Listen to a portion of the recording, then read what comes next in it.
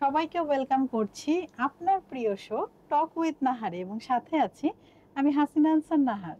প্রিয় দর্শক, যেখানে আমরা কথা বলি সময়ের সেরা মানুষের সঙ্গে, শুনি তার জীবনের গল্প, জানি তার অভিজ্ঞতার কথা এবং খুঁজি ভবিষ্যতের পথ। প্রিয় দর্শক, প্রতি পর্বের মতো আমাদের আজকের পর্বেও আমাদের স্টুডিওতে একজন অতিথি আমন্ত্রিত আছেন। তিনি শিবলি আহমেদ। তিনি পেশায় একজন লেখক ও সাংবাদিক। চলুন দর্শক, আমরা চলে যাই শিবলি ভাইয়ের কাছে। কেমন আছেন ভাইয়া? ভালো আছি, আপনি কেমন আছেন? আমি খুবই ভালো আছি এবং আপনাকে পেয়ে আমরা সবাই অনেক হ্যাপি। Thank you. আপনি আপনার এত ব্যস্ত সময় থেকে সময় বের করে এসেছেন আমাদের স্টুডিওতে। আপনাদেরকে অনেক ধন্যবাদ আমাকে ডাকার জন্য। এজন্য আপনাকে অনেক ধন্যবাদ। আচ্ছা, চলচ্চিত্র আমদানি ও রপ্তানি সুপারিশ কমিটি, তথ্য মন্ত্রণালয়, অন্তর্বর্তীকালীন সরকার সদস্য, বা আপনার তো অনেকগুলো পদবি।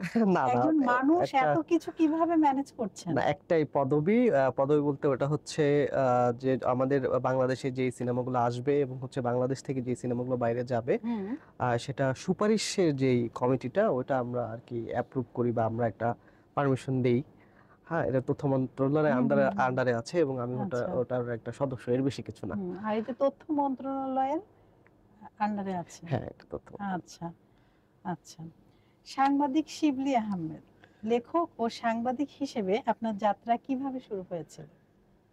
এটা তো একদম শুরু থেকেই আসলে প্রত্যেকটা মানুষ তো দেখা যায় ৩-৪ বছর যখন হয় তখন থেকে তার লেখার যাত্রা শুরু হয়। তার বাবা বা মা যখন স্লেটে লিখে দেয় স্বরে স্বরায়, সে যখন হাত ঘোরায় তখন থেকেই তার লেখার জার্নিটা শুরু হয়। আর সাংবাদিকতার জার্নিও তখনই শুরু হয়। যেমন মা বলছে যে তোমার বাবাকে বলো যে চিপস আনতে, আমি আমার বাবাকে গেলাম, ফোন দিলাম, একটা সংবাদ আমি পৌঁছে দিলাম। এটাই তো আসলে সাংবাদিকতা। তো প্রত্যেকটা মানুষের সাংবাদিকতা সেই দেখা যাচ্ছে যে শৈশব থেকেই, একদম শিশুকাল থেকে শুরু হয়। আমারও সেভাবে হয়েছে। আপনি মনে হয় প্রশ্ন করেছেন প্রাতিষ্ঠানিকভাবে আমার কিভাবে লেখা এবং সাংবাদিকতা শুরু হয়েছে। সেটা হচ্ছে 2015 সালে একটি ম্যাগাজিনের মাধ্যমে, ফুড ম্যাগাজিন ছিল ওটা, রশ্মি ঘর। ওখানে ফিচার রাইটার হিসেবে আমি জয়েন করি, জুনিয়র রিপোর্টার ছিলাম। তখন থেকে আর কি আমার জার্নিটা শুরু সাংবাদিকতায়। সাংবাদিকতা আর লেখালেখির মধ্যে আপনি কিভাবে ভারসাম্য বজায় রাখছেন? এটা এখন একটু প্রবলেম হয়ে গেছে। আগে তো সাংবাদিকতা আর লেখালেখি একই বিষয় আসলে ছিল অনেকটা। যে এখন যেটা হয়েছে, ডিজিটাল প্ল্যাটফর্ম এসেছে, আর আমি যেহেতু সবসময় আধুনিকতাকে গ্রহণ করি এবং আজকের প্রযুক্তিকে আমি গ্রহণ করতে চাই, জানতে চাই, সেজন্য আমি নিজেকে শিফট করেছি ওই ধারার সাংবাদিকতা থেকে ডিজিটালে এসেছি, যেখানে লেখাটা তুলনামূলকভাবে কম। বাট এর আগ পর্যন্ত, মানে আরো 2-3 বছর আগ পর্যন্ত আমি সাংবাদিকতাটা লিখেই করতাম। তো আমার ব্যক্তিগত লেখা ফেসবুকে, আর হচ্ছে সাংবাদিকতা আমার নিউজ রিপোর্ট যেগুলো লেখা ম্যানেজ হয়ে যেত, মানে এটা হতো না। বর্তমান সময়ে সাংবাদিকদের সবচেয়ে বড় চ্যালেঞ্জ আপনি কি মনে করছেন? সাংবাদিকদের চ্যালেঞ্জ একটা বিষয়, আর একটা হচ্ছে বর্তমান সময়ের চ্যালেঞ্জ। বর্তমান সময়ের চ্যালেঞ্জ মানে এখন যে চ্যালেঞ্জটা সাংবাদিকরা ফেস করবে বা করছে, সেটা হচ্ছে সাংবাদিকতার যে মাধ্যম ওটা চেঞ্জ হয়েছে, ডিজিটালের দিকে মানুষ ঝুঁকছে। প্রত্যেকটি মিডিয়ায় তাদের ডিজিটাল আনছে, কিন্তু এই ডিজিটালকে কি বলবো, ওটাকে ডিজিটালকে নিয়ন্ত্রণ করার জন্য অথবা এটাকে লিড দেওয়ার জন্য মুরব্বি যাকে বলে, তারা মূলত আসছেন পেপার থেকে অথবা অনলাইন থেকে অথবা টেলিভিশন থেকে। সো এই 3 জায়গা থেকে এসে ডিজিটালটাকে অ্যাডপ্ট করা খুব কঠিন হয়ে যাচ্ছে তাদের জন্য। কারণ হচ্ছে তারা যখন ডিজিটালে আসছেন, টিভির মেন্টালিটিটা নিয়ে আসছেন, পেপারের মেন্টালিটি নিয়ে আসছেন, অনলাইনের, হ্যাঁ, আলটিমেটলি ডিজিটাল এটা একদমই আলাদা মেন্টালিটির একটা বিষয়। এটা ফ্লেভার আলাদা, এটা ধরন আলাদা। কিন্তু যিনি পেপার থেকে আসছেন, তিনি তার ওই পেপারের আইডিয়াটা এই ডিজিটালে আনতে চাচ্ছেন, এটা হচ্ছে না। বা টেলিভিশন আপনি যখন দেখছেন, আপনি মুড়ি চিড়া নিয়ে বসছেন, আপনাকে আধা ঘন্টায় যেটা দেখানো হবে ওইটাই আপনি দেখবেন। কিন্তু আপনি যখন ডিজিটাল আপনি সেকেন্ডের মধ্যে আপনি সেকেন্ডের মধ্যে সিদ্ধান্ত নিচ্ছেন যে এই রিলসটা আপনি দেখবেন নাকি দেখবেন না। আপনি ডিজিটালটা দেখছেন বাজারে বসে, আপনি ডিজিটাল দেখছেন হয়তো শপিং করতে করতে, আপনার একটু স্ক্রল করে নিলেন, কিন্তু টেলিভিশনটা তো বাসায় বসে দেখেন। সো টেলিভিশনের চিন্তা, আপনি যখনই ডিজিটাল আনতে যাবেন তখন ওই ডিজিটালটা কোলাপস করবে, এটাই স্বাভাবিক। সো এইটাই হচ্ছে বর্তমান সাংবাদিকদের সবচেয়ে বড় চ্যালেঞ্জ। ট্রেনিং নিয়ে আসবে তারা, ডিজিটালি ট্রেন্ড হয়ে আসবে। ডিজিটাল আসলে এমন রকেট সায়েন্স না যে এটার জন্য আপনার 1 বছর ট্রেনিং লাগবে। জাস্ট মেন্টালিটিটা চেঞ্জ করতে হবে যে আমি digital, I am not television, I am not paper, I am not online. আচ্ছা। আমি ডিজিটাল, এটা যদি কেউ বিলিভ করতে পারে তাহলে হচ্ছে সেই মানে ডিজিটালটা ধর্মটাকে ঠিকমতো রাখতে এক্স্যাক্টলি হবে, এক্স্যাক্টলি আমি হ্যাঁ, ডিজিটাল। এক্স্যাক্টলি হ্যাঁ। হ্যাঁ। আপনার লেখার মূল অনুপ্রেরণা কি থেকে আসে? লেখার এটা তো অনেক বড় ঘটনা, আমি সংক্ষেপে বলি। হ্যাঁ, যে লেখার যে তাড়না, মানুষের লেখার তাড়না অথবা সে সিনেমা করবে সেই তাড়না, এই তাড়নাগুলো ঠিক ক্ষুধার মতো। আপনার ক্ষুধার তাড়না কোত্থেকে আসে এটা ব্যাখ্যা নাই তো আসলে। মানুষের যৌনতা, মানুষের আবেগ, রাগ, তারপর হচ্ছে মানে রাগ দুঃখ, এগুলো কোত্থেকে আসে এটা বিজ্ঞান এখনো আবিষ্কার করতে পারেনি।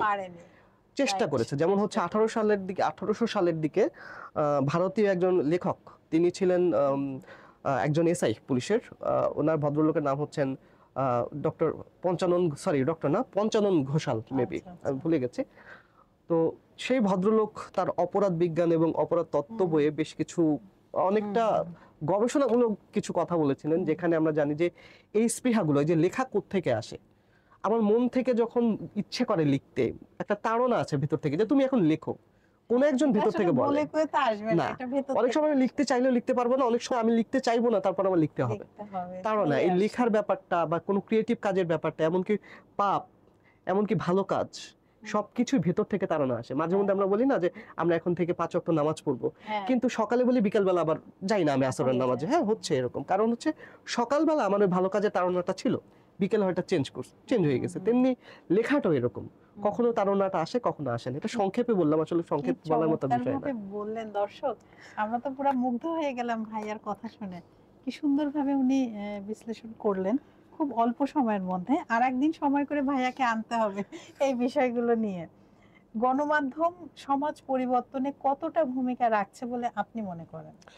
আচ্ছা, এইটা না সব আর্টের সব ক্ষেত্রেই বলা হয় যে আসলে সিনেমা কতটা সমাজ পরিবর্তন করছে, লেখা কতটা সমাজ পরিবর্তন করছে, সাংবাদিকতা কতটা সমাজ পরিবর্তন করছে। আসলে ব্যাপারগুলা এই ধরনের না, সমাজ কেউ পরিবর্তন করতে পারে না। সমাজ যদি পরিবর্তন করা যেত সিনেমার মাধ্যমে, তাহলে আমরা প্রত্যেকটা গ্রামে 20-25টা করে সিনেমা হল বানাইতাম। যদি সাংবাদিকতার মাধ্যমে সমাজ পরিবর্তন করা যেত, তাহলে আমরা প্রত্যেকটা মোড়ে মোড়ে মিডিয়া তৈরি করতাম, যে সমাজটা বদলে দেই, ভালো হতো।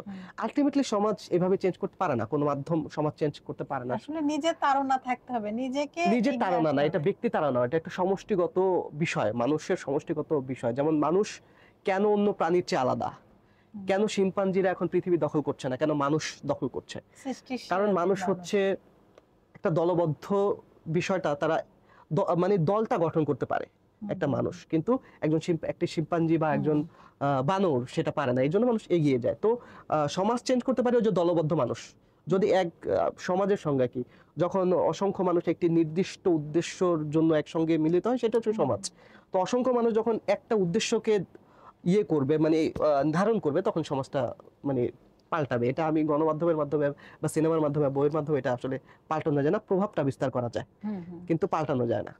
মানসিকতা কিছুটা পরিবর্তন করা যায়, কিছু সময়ের জন্য। কারণ হচ্ছে যে আমি বললাম, আপনার রাগ, আবেগ, এটা কিছু সময়ে থাকে মানুষের ভেতরে, লম্বা সময় থাকে না। আপনি একটা ভালো বার্গার খেলেন, স্বাদটা কতক্ষণ থাকে মুখের মধ্যে? 10 মিনিট, এরপর আবার চলে যাচ্ছে। আপনি রাগলেন 5 মিনিট, আপনাকে আমি নসিহত করলাম যে আজকে থেকে তুমি ভালো হয়ে যাও, নামাজ পড়ো, সেই 10 মিনিট আপনার ভিতর কাজ করবে, কিন্তু তারপর কিন্তু আপনি সেই আগের আপনার ভেতরের মানুষেই পৌঁছে যাবেন। যদি না আপনি নিজে থেকে পরিবর্তন না হন। তারপর একটা কথা আছে যে আসলে টিনের চালে যখন জং পড়ে, মরিচা পড়ে, তখন কিন্তু এক ফোঁটা পানিতে পড়ে না, বারবার পড়তে এটা হয়। যেমন আল্লাহ তাআলা কোরআনে কেন 82 বার নামাজের কথা বলেছেন? একবার বললেই তো হইতো যে তোমরা নামাজ পড়ো। কারণ ওইটাই, যে একটা টিনের চালে যখন বারবার পানিটা পড়ে, তখন মরিচার সৃষ্টি হয়। তেমনি যখন আমি যদি বারবার আপনাকে বলি এটা করো, এটা করো, এটা করো, একটা সময় আপনি রোবোটিক ভাবে ওটা করবেন। এটাকে প্রভাব বলা যায়। যদি এই ধরনের প্রভাব আপনি বলেন এটাকে প্রভাব, তাহলে গণমাধ্যম কিছুটা প্রভাব রাখতে পারে মানুষের মধ্যে, কিছুটা অবশ্যই, অল্প সামান্য। হ্যাঁ, সোশ্যাল মিডিয়ার যুগে সাংবাদিকতার জায়গা কতটা বদলে গেছে বলে আপনি মনে করেন? আচ্ছা, এটা তো সেদিন সলিমুল্লাহ স্যার এরকম বললেন যে আগে মানুষ একটা ঘটনা শোনার পর পত্রিকা দেখতো যে ঘটনাটা কতটা সত্য, এখন হচ্ছে পত্রিকায় দেখার পর মানুষ সোশ্যাল মিডিয়া দেখে যে কতটা সত্য। সোশ্যাল মিডিয়ার যুগে ওই যে বললাম যে এখন আসলে সোশ্যাল মিডিয়ার হচ্ছে যেটা যে মিডিয়ার আগে মানুষের কাছে সংবাদটা পৌঁছে যাচ্ছে। আমি ঘটনাটা বলার আগে সে দেখে নিয়েছে, কারণ ফেসবুকে ছড়াই গেছে। তাহলে সে কি দেখতে চাচ্ছে, মানে মিডিয়া সে কেন যাবে, মিডিয়ার কাছে কেন যাবে? কারণ হচ্ছে এই ঘটনার সত্যতা একটা ভিডিও বা একটা সংবাদের মাধ্যম ভেতর ফেসবুকে তিনি যেটা পেলেন অথবা ইউটিউবে যতটুকু দেখলেন ওটার মধ্যে ডিটেলস থাকে না। তো মিডিয়ার কাজ এখন হওয়া উচিত ওই ডিটেলটা না। যেমন আমি একজন দেখলাম খুন হয়ে গেছে, কেউ একজন কাউকে পিটাইছে, আমি জানি না কে পিটাইছে কে মার খাইছে, সংবাদ মাধ্যম ওইটাই যে ওনার নাম কি, কোথায় থাকে, ঘটনাটা কেন ঘটছে, ডিটেলটা আনতে হবে। এই কারণে হচ্ছে মানুষ গণমাধ্যম মুখী হবে সোশ্যাল মিডিয়ার যুগে। এটা খুব ভালো বলেছেন, কারণ আমরা যেটা দেখছি ওটা ডিজিটাল শর্ট, খুব দ্রুত, আর দেখছি ইচ্ছা না হলে সরাই ফেলছি, মানে এটা আমাদের ইচ্ছা। একদম একদম। লেখালেখির সময় কোন বিষয়গুলো আপনাকে সবচেয়ে বেশি নাড়া দেয়? লেখালেখির সময় কোন বিষয়গুলো আমার আসলে মানুষের অধিকার যেটা, মানে আমার ব্যক্তিগতভাবে এইটা নাড়া দেয়। বিশেষ করে হচ্ছে আপনার গরিব মানুষের অধিকার, যেটা বেসিক্যালি মানুষ যেটা করে যে যাদের অনেক ধন সম্পদ আছে তাদের পক্ষে তারা কাজ করতে বাধ্য হয়, আসলে কথা বলে না, আসলে কথা বলতে বাধ্য হয়, কারণ দিন শেষে তো আপনারও ভাত খেতে হবে। সো একজন রিকশাওয়ালার পক্ষে কথা বললে রিকশাওয়ালা নিজেই খেতে পারে না, আমাকে কি দিবে, এই সাইডটা মানুষ এড়ায় যায়। তো আমি একটু তাদের পক্ষে হয়ে কথা বলতে চাই, বা সেই সব মানুষের কথা যাদের কথা আসলে মানুষ বলে লাভ পায় না, কোনো লাভ নাই। এরকম মানুষ অনেক কম যে এই বিষয়টা নিয়ে কথা বলছে। না, আছে মানুষ, এই ধরনের মানুষ বেশি, কিন্তু তারা হচ্ছে ওই যে রিজিকের কাছে বা সামনেও আসে না, কিন্তু সামনে আসে, এসে কি করবে আসলে, কেন তাদেরকে পাচ্ছে না? ওই যে দলবদ্ধতা, আপনাকে একটু আগে যেটা বললাম যে পৃথিবীতে ভালো মানুষের সংখ্যা বেশি, খারাপ মানুষের সংখ্যা খুবই কম। সমস্যা হচ্ছে ভালো মানুষও দলবদ্ধ না, খারাপ মানুষও দলবদ্ধ। সাংবাদিকতার পথে কেন কোনো ঝুঁকি বা স্মরণীয় অভিজ্ঞতা আপনার সাথে শেয়ার করবেন আমাদের সাথে? সাংবাদিকতার যে ঝুঁকি বেসিক্যালি যেটাই বেশি থাকে সেটা হচ্ছে যারা নিউজটা করে, যদি এই ঝুঁকিটা থাকা উচিত না, যেমন মাথা ফাটা, বোমার সামনে যাওয়া, হ্যাঁ এটা সভ্য লোকের কাজ হতে পারে না। সাংবাদিকতা করলে কেন ঝুঁকি আসবে? একটা মানুষ তথ্যের জন্য যাবে, আপনি তথ্য দিবেন, এখানে মারামারি কিছু নাই তো। যে দেশে অসভ্যতামি চলে সেইখানে ঝুঁকি থাকে। তো আমি সবসময় সভ্য সাংবাদিকতা করেছি, অথবা আমার কোনো ঝুঁকি ছিল না। আচ্ছা, তরুণ লেখক ও সাংবাদিকদের জন্য আপনার বিশেষ পরামর্শ কি হবে? তরুণ লেখকদের জন্য আমার প্রথম পরামর্শ হচ্ছে নন ফিকশন পড়তে হবে। মানে আমরা এমন একটা দেশে বাস করি, আমাদের এত ক্ষুধা, আমাদের এত যন্ত্রণা, এখানে বসে বসে প্রেমের কবিতা পড়াটা একটা বিলাসিতা। আমাদের পড়তে হবে ফ্যাক্ট, আমাকে পড়তে হবে আমি কিভাবে আমি চাল উৎপাদন করব, আমাকে বুঝতে হবে যে এখন বিশ্বের বিজনেসটা কি, চিপ, মাইক্রোচিপ, সেইটা যদি আমি না পড়ে আমি যদি একটা প্রেমের কবিতা পড়ি তাহলে আমি আমার সমাজটাকে আগাইতে পারবো না। অনেক কথা বলা যায়, হ্যাঁ, যে এই কবিতা আমাকে এই করবে সেই করবে, কিন্তু আমরা আসলে ওই সিচুয়েশনে নাই। কবিতা আপনাকে তখনই কিছু দিতে পারবে যখন আপনি একটা সুন্দর একটা রুমে, এসি রুমে বসে আছেন, আপনার সামনে অগণিত খাবার, তখন আপনাকে সে মোটিভেট করতে পারবে। কিন্তু আপনাকে যখন আপনার দেশের এই অবস্থা, আপনার দেশের রাজনীতির এই অবস্থা, আপনার দেশের মানুষের এই অবস্থা, ক্ষুধা, দারিদ্রতা সব জায়গায়, সেখানে আপনাকে পড়তে হবে ঠিক কিভাবে আপনাকে ধানটা চাষ করতে হয়। এর বাইরে যাই পড়েন সেটা আসলে আপনার বিলাসিতা। একদম।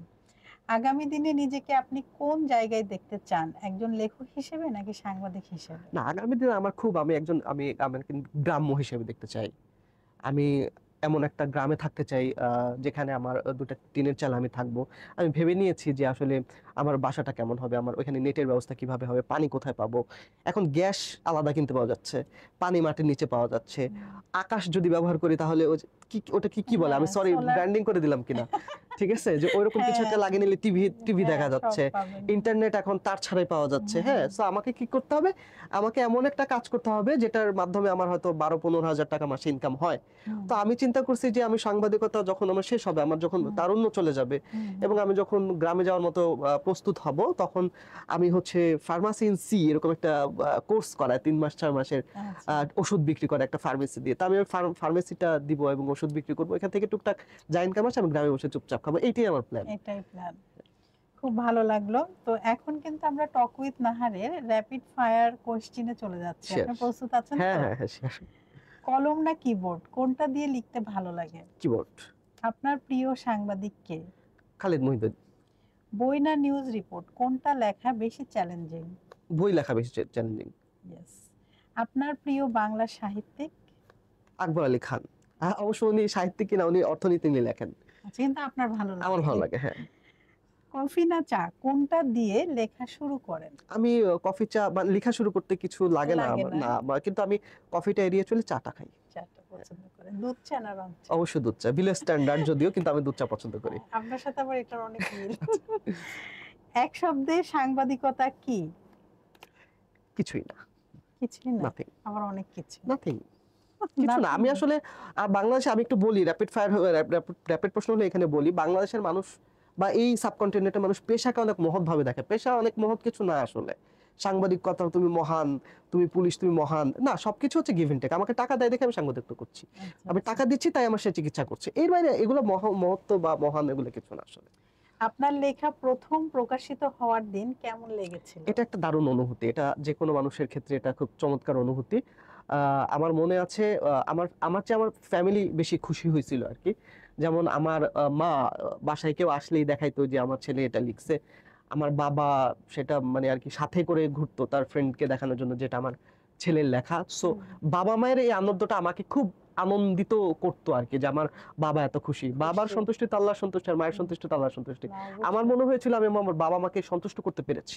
সো ওই আনন্দটা আমার ভিতরে কাজ করেছিল প্রচন্ড। এটা হচ্ছে 2000 যে কি বললাম 14-15 সালে প্রথম লেখা যখন ছাপা হয়। বাহ, চমৎকার।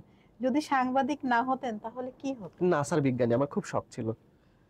নাসার বিজ্ঞানী হওয়ার, হ্যাঁ। মানে আমি অ্যাস্ট্রোলজি নিয়ে খুব পড়ালেখা করেছেন? জ্যোতির্বিজ্ঞান পড়ালেখা না, মানে হচ্ছে আমার ওই ছোটবেলা থেকেই আগ্রহ ছিল। আমি রকেট বা এই ধরনের সায়েন্সটা আর কি, হ্যাঁ, মঙ্গল গ্রহ কি হচ্ছে পৃথিবীর বাইরে জানার ইচ্ছা, খুব জানার ইচ্ছা আমার, ওটা ছিল, আমি হতে পারিনি ওটা।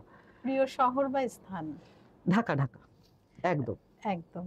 রাত জাগা না ভোরের আলো, কোন সময় লেখালেখির জন্য উপযুক্ত মনে হয় আপনার? লেখালেখির সময় এটা এটা আসলে কোনো সময় নাই, সব সময় ওই যে বললাম যে যখন আসে মনে তাগিদ আসবে যখন। হ্যাঁ, রাতে হচ্ছে, রাত আর ভোর এই দুটো আমার জন্য প্রচন্ড ঘুমের সময়। এই সময় লেখালেখি করতে ভালো লাগে না, খুব ঘুমাই। তাই না? হ্যাঁ। তো ভাইয়া, আসলে আপনি এসেছেন, আপনার মূল্যবান সময় থেকে সময় বের করে আমাদের টক উইথ নাহারে এসেছেন। আপনার এই যে আপনার জীবনের গল্প, ছোট ছোট আশা, এগুলো শুনে সত্যি হৃদয়টা একদম ভরে গেল। তো আপনার কেমন লাগলো আমাদের টক উইথ নাহারে এসে? হ্যাঁ, আপনাদের ভালো প্রোগ্রাম, খুব সুন্দর প্রোগ্রাম, এবং হচ্ছে আশা করি এটা আরো ভালো করবে। আশা তো করাই যায়। না, তা তো অবশ্যই। সেই। Thank you so much. আপনাদের অনেক ধন্যবাদ আমাকে ডাকার জন্য। আবারো নতুন কোনো আয়োজনে আপনাকে আমরা ডাকবো। ইনশাআল্লাহ দেখা হবে। Thank you. দর্শকদেরও ধন্যবাদ। দর্শকদের উদ্দেশ্যে কিছু বলবেন? হ্যাঁ, দর্শকদের জন্য ধন্যবাদ। দর্শক, যেটা বলতে চাচ্ছি, আধুনিকতার সঙ্গে থাকুন, প্রযুক্তির সঙ্গে থাকুন, আধুনিক হন। পেছনে যারা আছে, পুরনো যারা আছে, যারা পেছন থেকে আঁকড়ে ধরতে চায়, তাদেরকে না বলুন, এটাই আবেদন। Thank you so much. দর্শক, আপনারা যারা এতক্ষণ আমাদের সাথে ছিলেন, আপনাদের সবাইকে অসংখ্য ধন্যবাদ। আবারও নতুন কোনো অতিথিকে নিয়ে আপনাদের সবার মাঝে আমি হাসিনা আনসার নাহার উপস্থিত হব। ততক্ষণ পর্যন্ত আপনারা সবাই ভালো থাকুন, সুস্থ থাকুন এবং আমাদের সাথে থাকুন। আল্লাহ হাফেজ।